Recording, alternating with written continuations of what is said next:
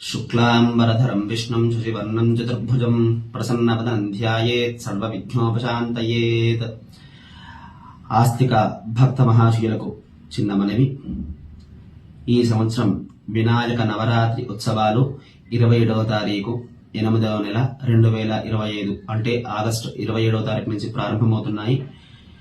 ప్రారంభమై 4వ తారీఖు సెప్టెంబరు 2025 రోజున స్వామివారి నవరాత్రి ఉత్సవాలు కూడా ముగించబడతాయి. అనగా 9 రోజులు పూర్తిగా స్వామివారి పూజాది కార్యక్రమాలు కూడా నిర్వహించుకోవాలి.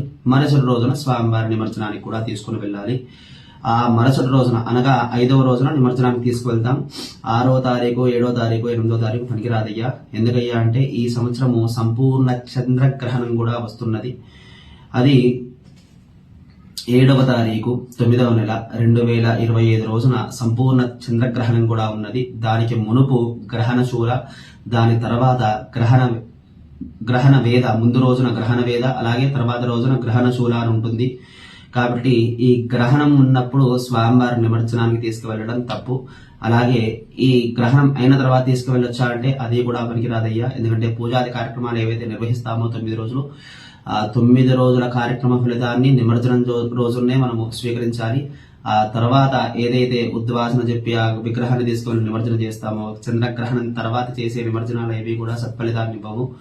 కాబట్టి దయచేసి అందరూ కూడా గ్రహణానికి మునుపే అనగా 5వ తారీఖు రోజునే ఖచ్చితంగా వినాయకుడి యొక్క నిమజ్జనం చేసుకోవాలి. 9 రోజులు నవరాత్రి ఉత్సవాలు కూడా చేసుకోవాలి. జై బోలో విఘ్నేశ్వర భగవాన్.